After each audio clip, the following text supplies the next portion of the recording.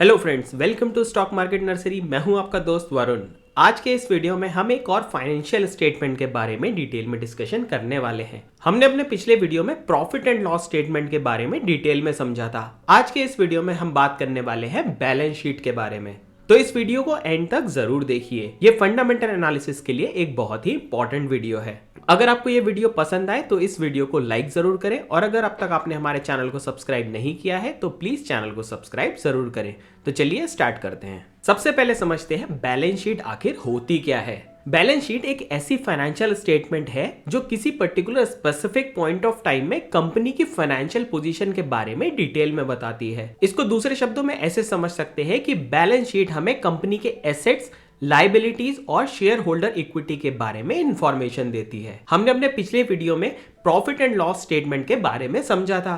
Profit and loss statement एक stand alone statement है और प्रॉफिट एंड लॉस स्टेटमेंट को एक स्पेसिफिक फाइनेंशियल ईयर के लिए जनरेट किया जाता है। बट अगर हम बैलेंस शीट की बात करें तो बैलेंस शीट एक फ्लो बेसिस पर प्रिपेयर की जाती है। बैलेंस शीट के अंदर कंपनी की वो सारी फाइनेंशियल इंफॉर्मेशन होती है जब से कंपनी की शुरुआत हुई थी। तो इसको दूसरे शब्दों में ऐसे समझ सकते हैं कि बैलेंस शीट हमें वो इंफॉर्मेशन देती है कि कंपनी ने ओवर द इयर्स फाइनेंशियली अपने को कितना इवॉल्व किया है। तो आई होप आपको समझ आया होगा कि बैलेंस शीट का सिग्निफिकेंस क्या है। हमने अपने पिछले वीडियो में एक्साइड इंडस्ट्रीज की प्रॉफिट एंड लॉस स्टेटमेंट को डिटेल में समझा था।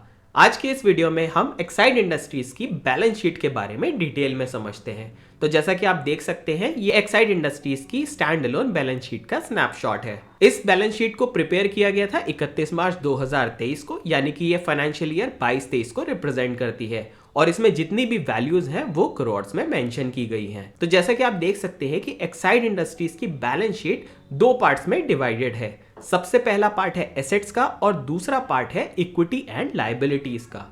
तो बैलेंस शीट समझने से पहले ये समझते हैं कि एसेट्स एंड लायबिलिटीज आखिर होती क्या है। तो एसेट्स वो चीजें हैं जो कंपनी ओन करती है और जिनका यूज करके कंपनी एक रेवेन्यू जनरेट करती है। एसेट्स दो तरीके के होते हैं। सबसे पहला होता है टेंजिबल एसेट और दूसरा होता है नॉन टेंजिबल एसेट। इसको आसान शब्दों में ऐसे समझ सकते हैं, टेंजिबल एसेट्स वो एसेट्स हैं जिनको हम छू सकते हैं और नॉन टेंजिबल एसेट्स वो एसेट्स हैं जिनको हम छू नहीं सकते। तो टेंजिबल एसेट्स हो सकते हैं जैसे कि प्रॉपर्टी में आ सकता है लैंड, बिल्डिंग्स और फैक्ट्रीज। इसी तरीके से टेंजिबल एसेट्स होते हैं प्लांट एंड इक्विपमेंट जैसे कि machinery, vehicles, furniture. Tangible assets में आती है इन्वेंट्री जैसे कि रॉ मटेरियल्स, फिनिश्ड गुड्स, और साथ ही साथ टेंजिबल एसेट्स होते हैं जैसे कि कैश यानी कि फिजिकल करेंसी और कॉइन्स। वहीं अगर हम नॉन टेंजिबल एसेट्स की बात करें तो नॉन टेंजिबल एसेट्स होते हैं जैसे कि इंटेलेक्चुअल प्रॉपर्टी जैसे कि patents, trademarks, copyrights. Similarly non tangible assets हो सकते हैं ब्रांड वैल्यू, यानी कि ब्रांड के साथ कितनी गुडविल अटैच्ड है वो कंसीडर किए जाते हैं नॉन टेंजिबल एसेट्स में। इसी तरीके से कंपनी के पास जो सॉफ्टवेयर्स हैं जो उन्होंने खुद डेवलप किए हैं वो कंपनी के लिए नॉन टेंजिबल एसेट्स होते हैं। साथ ही साथ कंपनी की कस्टमर रिलेशनशिप्स, कंपनी के कितने कस्टमर हैं, उनके कितने कॉन्ट्रैक्ट्स हैं, ये सारी चीजें नॉन टेंजिबल एसेट्स में कंसीडर की जाती हैं। तो आई होप आपको समझ आया होगा कि एसेट्स क्या होते हैं। तो अगर हम लायबिलिटीज की बात करें तो लायबिलिटीज वो चीजें हैं जो कंपनी एक्सटर्नल पार्टी को ओ करती हैं, यानी कि कंपनी के ऊपर एक्सटर्नल पार्टीज की कितनी उधारी है उनको कहा जाता है लायबिलिटीज। लायबिलिटीज हो सकती हैं जैसे कि short term loans, long term loans, bonds payable या फिर डेफर्ड टैक्स लायबिलिटीज। तो आई होप आपको समझ आया होगा कि एसेट्स और लायबिलिटीज में क्या डिफरेंस होता है। तो चलिए बैलेंस शीट की एक और इंपॉर्टेंट क्वालिटी के बारे में समझते हैं। बैलेंस शीट में कंपनी के टोटल एसेट्स कंपनी की टोटल लायबिलिटीज के बराबर होने चाहिए, यानी कि एसेट्स इक्वल टू लायबिलिटीज। तो एसेट्स और लायबिलिटीज इक्वल होने की वजह से इस फाइनेंशियल स्टेटमेंट को बैलेंस शीट कहा जाता है। इसका रीजन ये है कि कंपनी के पास जितने भी एसेट्स हैं वो कहीं ना कहीं से बाय किए गए होंगे। वो बाई हो सकते हैं या तो ओनर की कैपिटल से या फिर कंपनी की जो भी लायबिलिटीज हैं उससे वो एसेट्स बाय किए गए हैं। इसलिए कंपनी के एसेट्स और लायबिलिटीज की वैल्यू हमेशा बराबर होती है। अगर हम एसेट्स में से लायबिलिटीज को माइनस करें तो जो भी वैल्यू बचती है उसको कहा जाता है शेयर होल्डर्स इक्विटी। तो जैसा कि आप यहाँ देख सकते हैं कि स्टैंड अलोन बैलेंस शीट में इक्विटी और लायबिलिटीज को एक साथ एक ही सेक्शन में रिप्रेजेंट किया गया है। तो आपका यहाँ पर एक क्वेश्चन आ सकता है कि एक तरफ तो हम कंपनी की लायबिलिटीज यानी कि कंपनी के जो भी ऑब्लिगेशंस है उनको मेंशन कर रहे हैं और साथ ही साथ हम शेयर होल्डर्स फंड को भी लायबिलिटी साइड पर रख रहे हैं जो कि शेयर होल्डर्स की वेल्थ को बताते हैं। तो ये पॉइंट आपको काउंटर इंटुइटिव लग सकता है। तो चलिए समझते हैं इसका रीजन क्या है। तो चलिए इसको एक एग्जांपल से समझते हैं। सपोज कोई कंपनी है, उस कंपनी को आप एक इंडिविजुअल की तरह ट्रीट कीजिए। तो कंपनी का क्या काम है? कंपनी का काम है अपने कोर ऑपरेशन को रन करना और शेयर होल्डर्स के लिए वेल्थ को क्रिएट करना। तो कंपनी के अपने कोर ऑपरेशंस को चलाने के लिए जो पैसा आया होगा वो प्रमोटर्स के थ्रू आया होगा या फिर वो पब्लिक शेयर होल्डर्स के थ्रू आया होगा। तो यहां पर कंपनी और प्रमोटर्स और शेयर होल्डर्स सेपरेट एंटिटीज की तरह काम करते हैं। तो शेयर होल्डर्स का फंड कभी भी कंपनी को बिलोंग नहीं करता है। शेयर होल्डर्स फंड हमेशा शेयर होल्डर्स को ही बिलोंग करता है। इसलिए बैलेंस शीट में शेयर होल्डर फंड को ऑब्लिगेशन यानी कि लायबिलिटी साइड पर रिप्रेजेंट किया जाता है। तो चलिए अब समझते हैं एक्साइड इंडस्ट्रीज की इक्विटी एंड लायबिलिटी साइड को। तो जैसा कि आप देख सकते हैं ये एक्साइड इंडस्ट्रीज की इक्विटी एंड लायबिलिटी का स्नैपशॉट है। सबसे पहले सेक्शन में मेंशन किया गया है इक्विटी के बारे में। इक्विटी दो पार्ट्स में डिवाइडेड है। सबसे पहला इक्विटी शेयर कैपिटल और दूसरा other equity. Equity share capital company ने डिक्लेयर किया है 85 करोड़ का। वहीं अदर इक्विटी की बात करें तो वो 11,124 करोड़ की है। इक्विटी की डिटेल्स कंपनी ने सेक्शन 17 और 18 में डिक्लेयर की हैं। तो सबसे पहले देखते हैं शेयर कैपिटल क्या है। तो यहाँ कंपनी ने बताया है कि कंपनी के ऑथोराइज शेयर्स हैं 100 करोड़ और कंपनी के एक शेयर की वैल्यू है 1 रुपए। वहीं कंपनी ये बताती है कि कंपनी ने 85 करोड़ शेयर्स को इश्यूड, सब्सक्राइब और फुली पेड अप किया हुआ है, जहां कंपनी के पर शेयर की वैल्यू है 1 रुपए। तो अगर आप कंपनी के कैपिटल स्ट्रक्चर को देखना चाहते हैं तो आप मनी कंट्रोल साइट पर एक्साइड इंडस्ट्रीज की कैपिटल स्ट्रक्चर देख सकते हैं। तो जैसा कि आप यहाँ देख सकते हैं कि कंपनी के टोटल पेड अप शेयर्स हैं 85 करोड़, वहीं उसकी फेस वैल्यू है 1 रुपया। तो इस तरीके से कंपनी का शेयर कैपिटल बनता है 85 करोड़ मल्टीप्लाई बाय 1, जिसकी वैल्यू आती है 85 करोड़ रुपए। तो इक्विटी शेयर कैपिटल में 85 करोड़ मेंशन किया गया है। तो चलिए अब देखते हैं अदर इक्विटी सेक्शन में कंपनी ने क्या डिक्लेयर किया है। अदर इक्विटी सेक्शन में आप देख सकते हैं कंपनी ने बताया है कि उनके सिक्योरिटी प्रीमियम्स हैं जो कि लगभग 737 करोड़ के हैं। कंपनी ने यह बताया है कि कंपनी की रिटेन्ड अर्निंग 11,470 करोड़ की है। कंपनी ने 31 मार्च तक जो भी प्रॉफिट्स रिटेन किए हैं उनको यहां पर मेंशन किया है और साथ ही साथ कंपनी ने अदर कॉम्प्रिहेंसिव इनकम को भी डिक्लेयर किया है जो कि है -1,084 करोड़। तो इस तरीके से अदर इक्विटी की वैल्यू आती है 11,124 करोड़ रुपए। तो इस तरीके से एक्साइड इंडस्ट्रीज की इक्विटी वैल्यू है 11,209 करोड़ रुपए।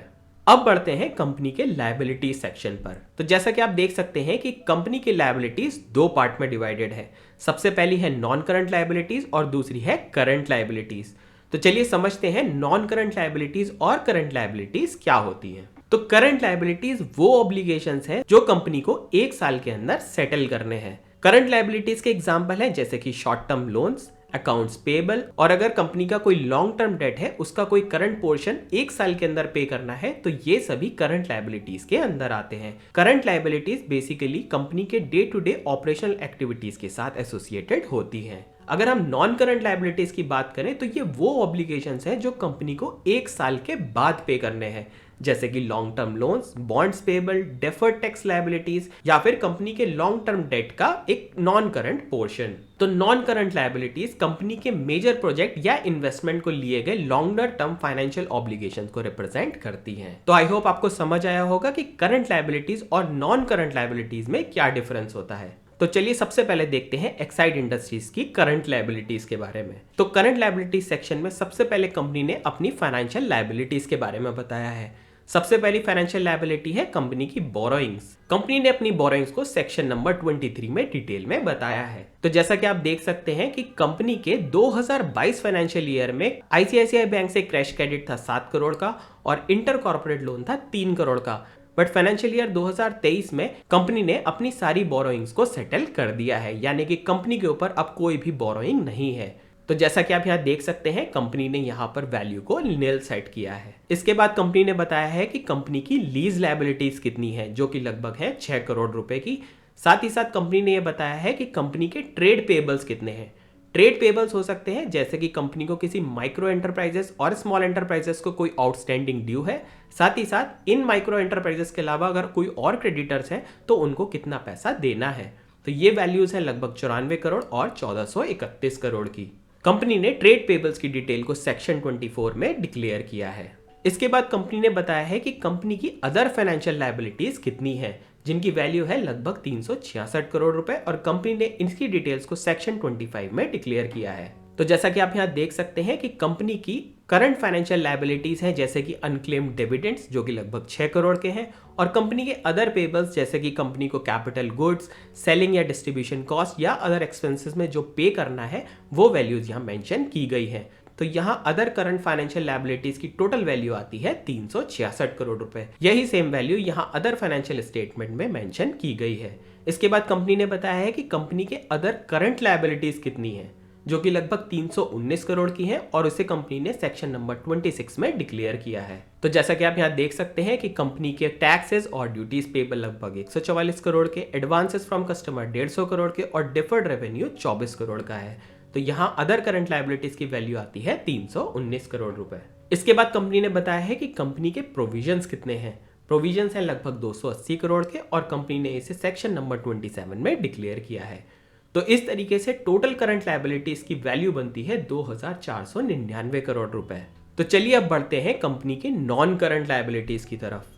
नॉन करंट लायबिलिटीज में सबसे पहला सेक्शन है फाइनेंशियल लायबिलिटीज। फाइनेंशियल लायबिलिटीज है जैसे कि लीज लायबिलिटीज, कंपनी की कोई अगर लीज है तो वो लगभग है 270 करोड़ की। इसके बाद कंपनी ने बताया है कि कंपनी के कुछ ट्रेड पेबल्स हैं, तो जैसे कि माइक्रो एंटरप्राइजेस और अदर क्रेडिटर्स को पे करना है, उसकी वैल्यू है लगभग 10 करोड़ रुपए की, जो कि कंपनी ने सेक्शन नंबर 19 में मेंशन किए हैं। इसके बाद कंपनी ने बताया है कि कंपनी की अदर फाइनेंशियल लायबिलिटीज कितनी है। तो कंपनी की non current other financial liabilities है लगभग 3 करोड़ रुपए की, और कंपनी ने इसे सेक्शन 20 में डिक्लेयर किया है। तो जैसा कि आप यहाँ देख सकते हैं, कंपनी को कैपिटल गुड्स के लिए जो पेबल वैल्यू है वो लगभग 3 करोड़ रुपए की है। इसके बाद कंपनी ने अपने नॉन करंट लायबिलिटी सेक्शन में डिक्लेयर किया है कि कंपनी के प्रोविजंस कितने हैं। तो यहाँ कंपनी ने 58 करोड़ के अपने प्रोविजंस डिक्लेयर किए हैं, और इसे सेक्शन नंबर 21 में डिक्लेयर किया है। तो जैसा कि आप यहाँ देख सकते हैं कि कंपनी के प्रोविजंस हैं जैसे कि एम्प्लॉय बेनिफिट्स, जिसके अंडर आते हैं पोस्ट रिटायरमेंट और मेडिकल बेनिफिट्स, ग्रेचुइटी, कॉम्पनसेटेड एब्सेंसेस। साथ ही साथ कंपनी ने अदर प्रोविजंस भी लिए हैं जैसे कि साइट स्टोरेशन लायबिलिटीज। तो यहाँ कंपनी की नॉन करंट प्रोविजंस की टोटल वैल्यू आती है लगभग 58 करोड़ रुपए की। तो इस तरीके से कंपनी की टोटल नॉन करंट लायबिलिटीज की वैल्यू आती है 342 करोड़ रुपए की। तो अगर हम कंपनी के टोटल इक्विटी और लायबिलिटीज की बात करें तो यहाँ टोटल लायबिलिटीज बनती है 14,051 करोड़ रुपए की। तो आई होप आपको एक्साइड इंडस्ट्रीज के लायबिलिटी साइड अच्छे से समझ आई होगी। अगर आपकी कोई भी क्वेरी है तो हमें कमेंट सेक्शन में जरूर लिखिए। तो अब बढ़ते हैं एक्साइड इंडस्ट्रीज के एसेट्स की तरफ। तो लायबिलिटीज की तरह एसेट्स भी दो पार्ट्स में डिवाइडेड होते हैं। सबसे पहले नॉन करंट एसेट्स और दूसरे करंट एसेट्स। सबसे पहले समझते हैं करंट एसेट्स के बारे में। तो करंट एसेट सेक्शन में सबसे पहले कंपनी ने अपनी इन्वेंट्रीज को डिक्लेयर किया है, जो कि लगभग 2,989 करोड़ की है। कंपनी ने अपनी इन्वेंट्रीज को नोट नंबर 9 में डिक्लेयर किया है। तो चलिए देखते हैं कंपनी की करंट इन्वेंट्रीज कितनी है। तो जैसा कि आप यहाँ देख सकते हैं कि कंपनी के पास स्टोर्स एंड स्पेयर्स में 63 करोड़ रुपए, रॉ मटेरियल्स 894 करोड़ रुपए, वर्क इन प्रोग्रेस 684 करोड़ रुपए, फिनिश्ड गुड 1337 करोड़ रुपए, और स्टॉक इन ट्रेड में 8 करोड़ रुपए हैं। तो इस तरीके से कंपनी के करंट इन्वेंट्रीज बनती हैं 2,989 करोड़ की। इसके बाद कंपनी ने बताया है अपने फाइनेंशियल एसेट्स के बारे में। ये एसेट्स हैं जैसे कि investment, trade receivables, cash and cash equivalents, bank balances, loans और अदर फाइनेंशियल एसेट्स। तो यहाँ कंपनी ने इन सारी डिटेल्स को सेक्शन 10 से लेकर 15 तक मेंशन किया है। तो चलिए देखते हैं कि कंपनी ने अपने फाइनेंशियल एसेट्स को किस तरीके से डिक्लेयर किया है। तो जैसा कि आप यहाँ देख सकते हैं कि कंपनी के करंट इन्वेस्टमेंट्स कितने हैं, कंपनी के ट्रेड रिसीवेबल्स कितने हैं, कंपनी के पास कितना कैश एंड कैश इक्विवेलेंट है, कंपनी के बैंक बैलेंसेस कितने हैं, कंपनी का लोन कितना है, और कंपनी के अदर फाइनेंशियल एसेट्स कितने हैं। इसके बाद कंपनी ने बताया है कि कंपनी के अदर करंट एसेट्स कितने हैं, जो कि लगभग 152 करोड़ के हैं। कंपनी ने नोट नंबर 16 में अदर करंट एसेट्स को डिक्लेयर किया है। तो जैसा कि आप यहाँ देख सकते हैं, कंपनी के एडवांस टू सप्लायर्स 13 करोड़ के, अदर रिसीवेबल 70 करोड़ के, बैलेंसेस 56 करोड़ के, और प्रीपेड एक्सपेंसेस लगभग 12 करोड़ के हैं। तो यहाँ कंपनी के अदर करंट एसेट्स हैं लगभग 152 करोड़ के। तो चलिए अब बढ़ते हैं कंपनी के नॉन करंट एसेट्स की तरफ। नॉन करंट एसेट में सबसे पहले कंपनी ने बताया है कि कंपनी के प्रॉपर्टी, प्लांट और इक्विवेलेंट कितने हैं। कंपनी ने यहाँ कैपिटल वर्क इन प्रोग्रेस को भी डिक्लेयर किया है, जो कि लगभग वैल्यू है 2,824 करोड़ और 101 करोड़। कंपनी ने इन डिटेल्स को सेक्शन 2A में डिक्लेयर किया है। इसके बाद कंपनी ने बताया है कि कंपनी की इन्वेस्टमेंट प्रॉपर्टी कितनी है, कंपनी के पास गुडविल कितनी है और कंपनी के अदर इंटेंजिबल एसेट्स कितने के हैं। तो यहाँ कंपनी ने इन वैल्यूज को सेक्शन 3 और 4 में डिक्लेयर किया है। तो जैसा कि आप यहाँ देख सकते हैं कि कंपनी ने कुछ इस तरीके से अपने इन्वेस्टमेंट प्रॉपर्टी को डिक्लेयर किया है। सिमिलरली कंपनी ने अपने इंटेंजिबल एसेट जैसे कि गुडविल, ट्रेडमार्क और कंप्यूटर सॉफ्टवेयर की वैल्यूज को इस तरीके से डिक्लेयर किया है। इसके बाद कंपनी ने बताया है कि कंपनी के पास नॉन करंट एसेट्स में कितने फाइनेंशियल एसेट्स हैं, जैसे कि कंपनी की हुई इन्वेस्टमेंट्स, कंपनी के ट्रेड रिसीवेबल्स और कंपनी के अदर फाइनेंशियल एसेट्स, जो कि लगभग 5,788 करोड़, 32 लाख और 20 करोड़ के आसपास हैं। तो यहाँ कंपनी ने इन डिटेल्स को सेक्शन 5, 6 और 7 में डिक्लेयर किया है। इसके बाद कंपनी ने बताया है कि कंपनी के करंट टैक्स एसेट्स कितने हैं, जो कि लगभग 29 करोड़ के हैं। इसके बाद कंपनी ने डेफर्ड टैक्स एसेट को डिक्लेयर किया है, जो कि लगभग 116 करोड़ के आसपास है। ये डिटेल्स कंपनी ने सेक्शन नंबर 22 में डिक्लेयर की है। तो जैसा कि आप यहाँ देख सकते हैं कि डेफर्ड टैक्स एसेट्स में कंपनी ने अदर सेक्शन में वैल्यू डिक्लेयर की है लगभग 116 करोड़ रुपए की। इसके बाद कंपनी ने अदर नॉन करंट एसेट्स को डिक्लेयर किया है, जो कि लगभग 60 करोड़ के आसपास है और इसे कंपनी ने सेक्शन नंबर 8 में डिक्लेयर किया है। तो जैसा कि आप यहाँ देख सकते हैं, कंपनी के नॉन करंट एसेट जैसे कि अनसिक्योर्ड और कंसीडर्ड गुड और अनसिक्योर्ड और considered doubtful non current assets को डिक्लेयर किया है, जिनकी वैल्यू है टोटल लगभग 60 करोड़ रुपए। तो इस तरीके से कंपनी के नॉन करंट एसेट की टोटल वैल्यू आती है 8,966 करोड़ रुपए। और अगर हम इस वैल्यू में करंट एसेट्स के 5,085 करोड़ रुपए को ऐड कर दें तो हमें मिलते हैं एक्साइड इंडस्ट्रीज के टोटल एसेट्स की वैल्यू। तो यहाँ कंपनी के टोटल एसेट है 14,051 करोड़ रुपए।